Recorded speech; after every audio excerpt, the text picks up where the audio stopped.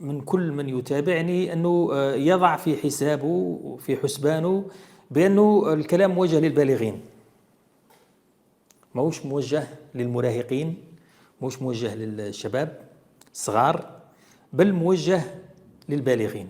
وأنا اضطريت أنني نفتح هذا السوجي ونفتح هذا الموضوع اضطرارا، ودفعت إليه دفعا.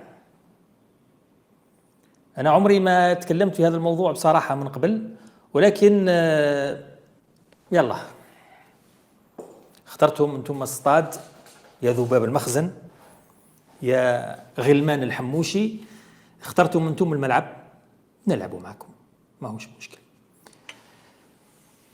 الملك محمد السادس، حاشا اسم محمد، لأنه يفترض أنه هذا الاسم أمانة لكل من يحمله.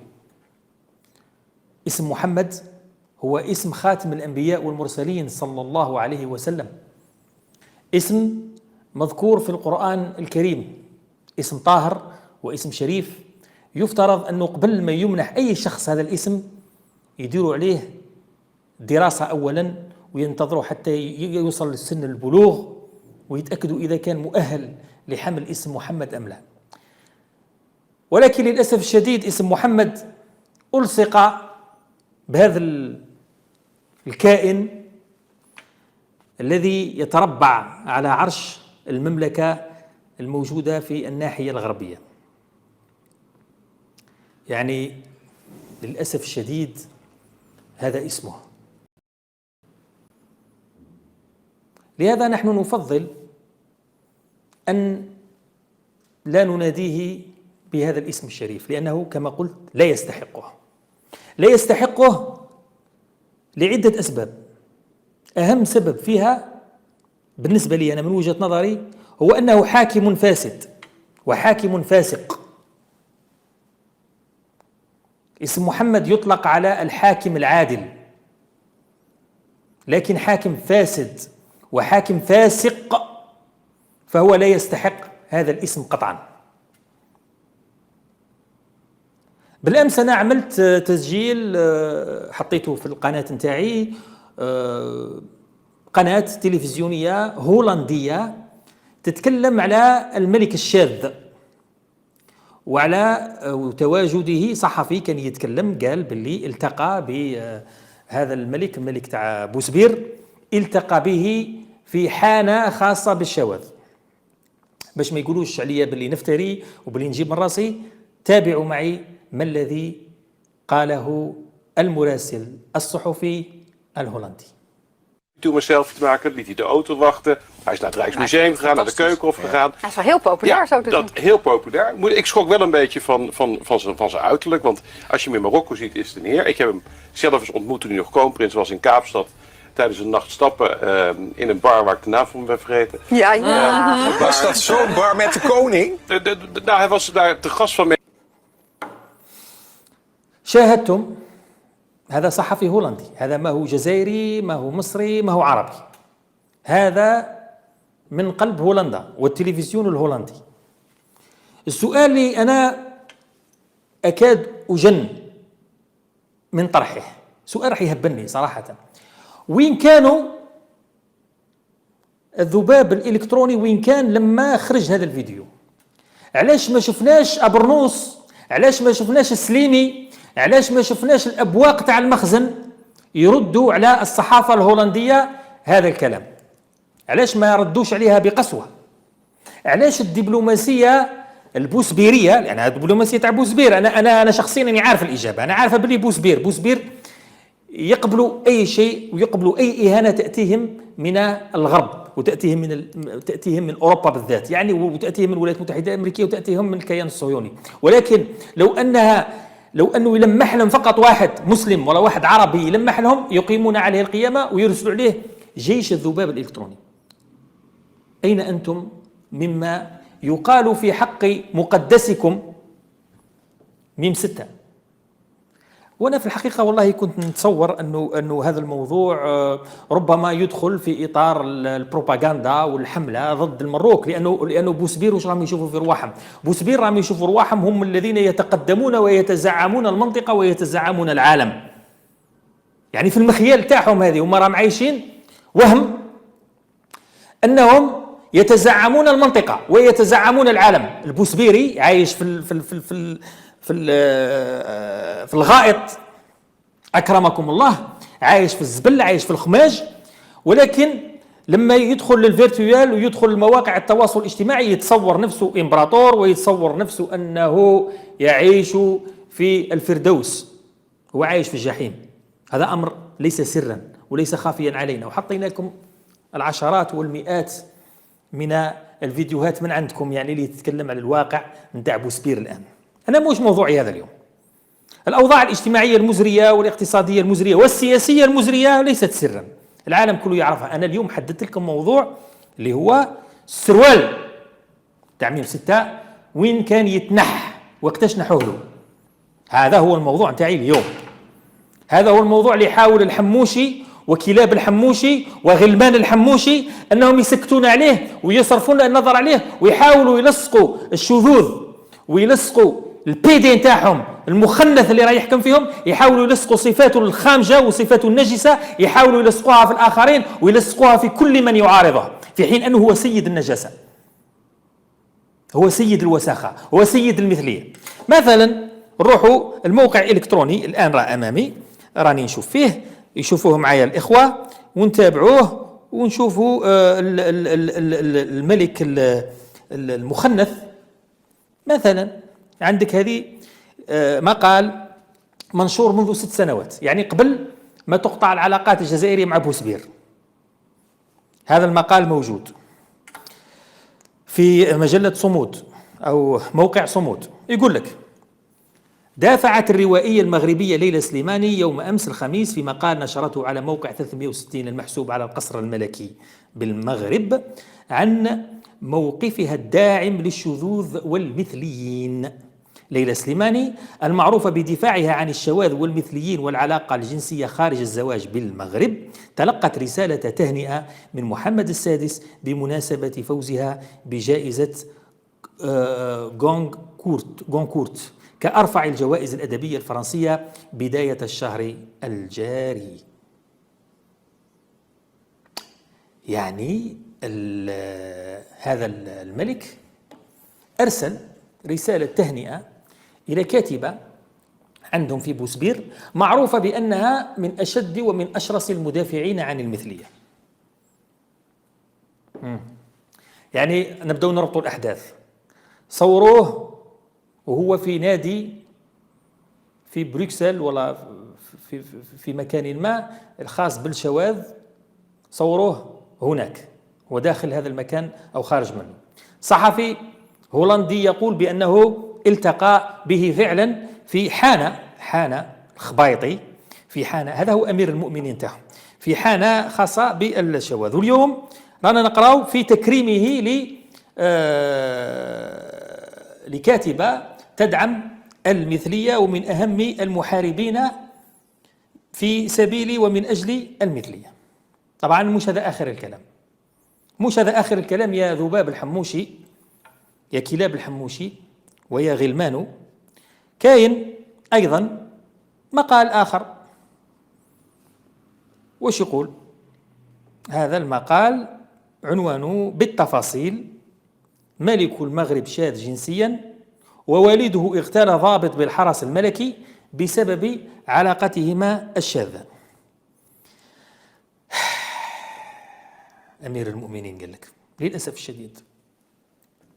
المهم من جملة ما الآن نحط لكم المقال تشوفوه، أنا مانيش راح نقراه بكل تفاصيله المقرفة وبتفاصيله المزعجة، ولكن أهم ما جاء في هذا المقال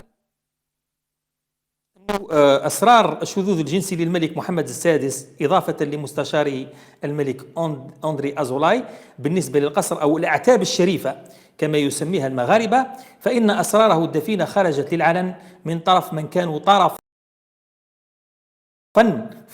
في أحداث القصور الملكية المغربية، ومن عاينوا نشأة ملك المغرب الحالي تحدثوا عن رعونته وميوله الجنسي الشاذ، حيث كانت تربطه علاقة بأحد رجال الحرس الملكي عندما كان وليا للعهد. هذا الضابط تم اغتياله بحادثة شاحنة. يعني هذا الملك وفقا لهذا المقال القديم لمنشور منذ 6 سنوات، منشور في المواقع يدور، يقول لك بأنه هذا الملك منذ طفولته عنده ميولات شاذة، وبأن أحد حرس الملك كان راكم عارفين، فاضطر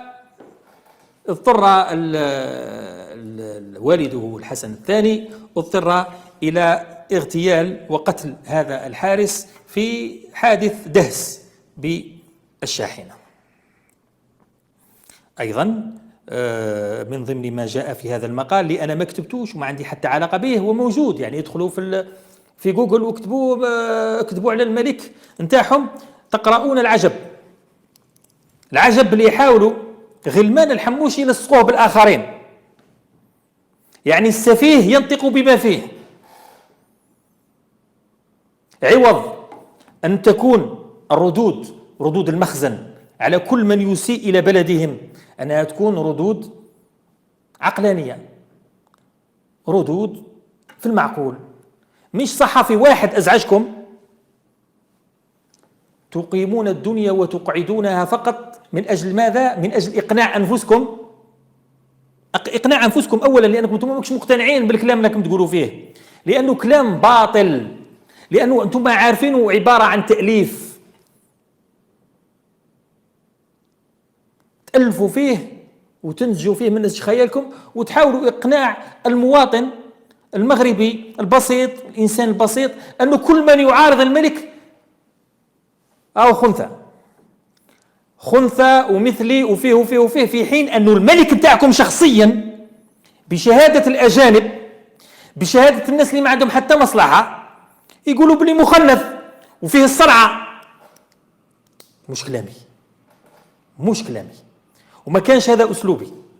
لو تتذكرون أنني في بداية وجودي في هذا المنصة الإلكترونية في هذا القناة تاع اليوتيوب ما كانش هذا كلامي وما كانش هذا أسلوبي. كنا نتكلم معكم باللغة العربية الفصحى، كنا نقول لكم يا جماعة عيب عليكم هذا التعرض للتاريخ تاع الجزائر، يا جماعة مش كيما هاك، يا جماعة ما تديروش كيما هكذا، ولكنكم أمعنتم في إساءتكم. فأنا مصطفى بونيف الناس كامل تعرفني، كل الناس تعرفني، أنا إنسان كاتب، عندي كتب نألفها في الأدب الساخر، رئيس تحرير في بلادي لبس عليا باحترامي، عندي مقالاتي اللي كان أغلب جمهورها من المغرب، كان عندي جمهور كبير وواسع في المغرب، وننشر، وعندي سيناريست نكتب الدراما، نكتب الدراما لبس عليا خاطيني وخاطيكم، يعني ما كانتش عندي حتى علاقة بهذه المواضيع.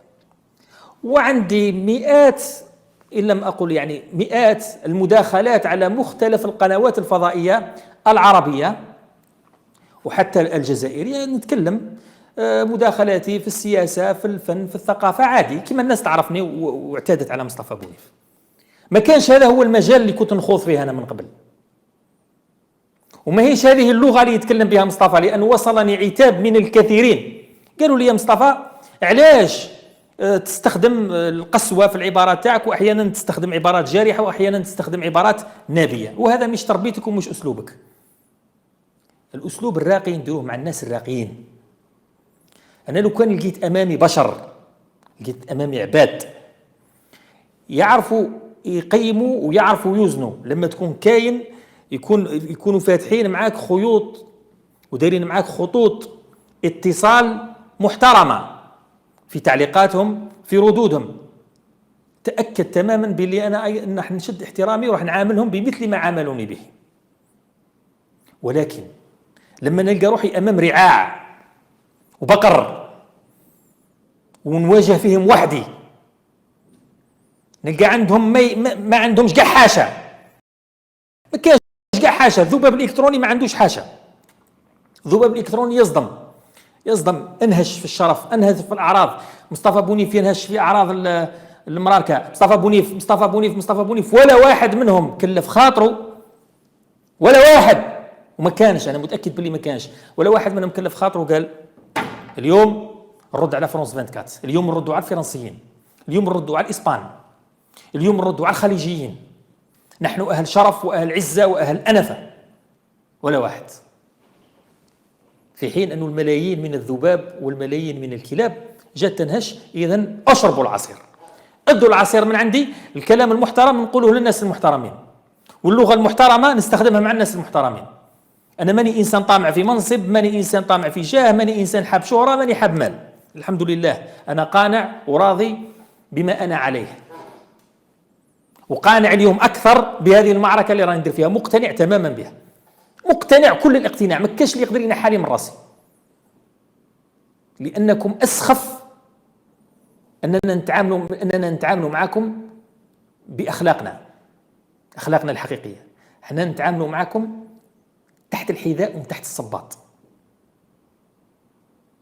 أنا لما يخرجوا عشرات اليوتيوبر يسترزقوا من شرفي ومن عرضي ومن شرف الجزائريين وأعراض الجزائريين، عشرات اليوتيوبر يخرجوا يسترزقوا من الحديث حتى على الشهداء وجماجم الشهداء. وصلتوا يا سقاطة البشر ويا سقاطة الشعوب، وصلتم أنكم تجيبوا راس السلحفاة اليمني هذاك يسخر من شهداء اللي موجودة رؤوسهم كانت موجودة جماجمهم في متحف في فرنسا، يروح يوقف راس السلحفاة، يوقف أمام المتحف ويدير عنوان من تحت يقول لهم أنا الآن أمام رؤوس شهداء الجزائريين، ويسخر من الجزائريين. ثم اللي وصلتونا هذه اللغة. عيب عليا إذا كلمتكم بلغة راقية، ما نتكلمش معكم بلغة راقية، نتكلم معكم بلغة السروال للتحت هكذا، واللي ما يعجبوش الحال يخبط راسه ولا حيط. أنا نرد بهذا الأسلوب وبهذه الطريقة، هذا هو الأسلوب الوحيد الذي يليق مع العبيد. أنا لو كان جيت نتكلم مع آخرين ومع شعب آخر حتى وممكن يكون قد أساء للجزائريين، نشوف نراعي ظروف، قال ربما عدم زوج ولا ثلاثة من الناس فقط مجانين ما نديرش عليهم، ولكن انتم كامل إعلامكم كامل من حتى لزاد يتعرض لشرفي، بلا أنا نروح للآلهة نتاعكم الهبل السادس اللي راكم تعبدوا فيه ونقول لكم هاو سروالو مقلوع ملي كان طفل صغير، نحيلوا السروال. اقرا معايا نكمل معكم. يقول لك من جهة أخرى كانت علاقات ملك المغرب الشاذ مع شواذ آخرين هم أبناء السيد التي أشرفت على تربيته، وهم من تحدثت عنهم قناة أوروبية، حيث شوهدوا برفقة ملك محمد السادس في بلجيكا حينما كان وليا للعهد. وجدير بالإشارة أن أحد أولاد تلك السيدة مصاب بمرض الإيدز، وكان ينتقل للعلاج على نفقة محمد السادس. يعني هذه ردوا، هذه تردوهاش علي أنا، ردوها على القنوات الأوروبية. إذا كان بيتك من زجاج فلا ترمي الناس بالحجارة. أنا حاولت في كثير من المرات أنعل بليسة مصطفى بعد ما تكلمش في هذا الموضوع، موضوع خاطينا، عيب علينا، لا خطيك، غمض عينك، مش كيما هاك، ولكن أمعنتم وبالغتم. إذا المتتبع حتى لطريقة مشية هذا الخنيث، يعني حتى الطريقة تاع المشية تاعو تقدروا تستنتجوا سلوكه كيفاش داير، تعرفوا كيفاش داير سلوكه، ونفخ الشارب واشياء كثيرة يحاولوا يبينوه بمظهر رجولي في حين انهم عاجزين عن ذلك. يعني مجرد العين المجردة لما تشوفوا، غير تشوفوا بعينك المجردة تقدر تميزوا. هذا هو الملك تاعكم، وهذا أول العصير. اليوم أول العصير، مزال العصير القدام. أنا جمعت المادة تاعي من مواقع إلكترونية ونرمي بالحبة. إذا كان انتم تعبدوه وتركعوا له وتسجدوا له وتقبلوا له يده، أنا نعفس عليه إكراما لكل شهيد يتم إهانته من طرف أبواقه، وإكراما لنفسي. أنا مانيش من النوع اللي يتصفع على خده الأيمن ويدور خده الأيسر. بوسبير يسموكم بوسبير، أنا بالنسبة لي ما كاش يجي يقنعني باسم آخر، ما نسميهاش أنا التسمية تاع المملكة المغرب، أرفض هذه التسمية، أنا ما نسميهاش، أنا نسميها بوسبير ومصر على هذه التسمية، وتبقى هذه التسمية لاصقة بكم حتى تتوقفوا نشوفوكم حبستوا وهديتوا. أنا أتكلم على نفسي وأوصي كل من يسمعني أنه ينسى اسم المغرب، يسميها بوسبير، هذه واحدة. اثنين، الملك الشاذ جنسيا المثلي قوس قزح اللي تحاولوا تلصقوا لي الصفات نتاعو، تحاولوا تلصقوها فيا انا وتلصقوها في كل ناشط جزائري يكون ضدكم. السفيه ينطق بما فيه، هذا الشيء فيكم انتم وفيه هو، وتحاولوا تدفعوا العيب اللي راه فيه تلصقوها في الناس الاخرين. انتم تكلمت عليكم مواقع قبل سنوات، من 99 هم يتكلموا على المثليه تاع الملك تاعكم واحنا ساكتين وصابرين ما تكلمناش. ما كانش حتى جزائري يفتح هذا الموضوع، ما كان الجزائري على وجه الكره الارضيه يفتح هذا الموضوع. قالوها عليكم الهولنديين، قالوها عليه الفرنسيين، قالوها عليه حتى الوسائل الاعلام الصهيونيه قالت باللي فيه هذه الصفه وهذه الخصله هذه. العار هذا قالوا لاصق به من صغره، ولكن انتم يا عبيد يا انجاس باش ما رديتوش عليهم، ما كنتوش تردوا عليهم وما عندكمش الجرأة أنكم تردوا عليهم، لكن عندكم الجرأة الكاملة أنكم تجيشون ملايين الذباب باش يلطخوا أو يحاولوا يلطخوا سمعة وشرف الآخرين. إذا نقولوا الملك تاعكم يلبس سرواله أولا، يطلع سرواله، لأنه الرجال هي تجري على بلدانها منا ومنان، تجري وتتبرم في اتفاقيات وتتحرك وكذا. هو خابط في شوارع باريس سكران فايح ما عنده حتى قيمة. البارح الشباب الرؤساء والزعماء تاع العالم شبابهم وشيابهم كامل تلاقاو، هو فضل أنه يبقى سكران يترامى بين الجدران. إذا كان بيتك من زجاج لا ترمي الناس بالحجارة. كان هذا أول العصير واستنوني في الرجال.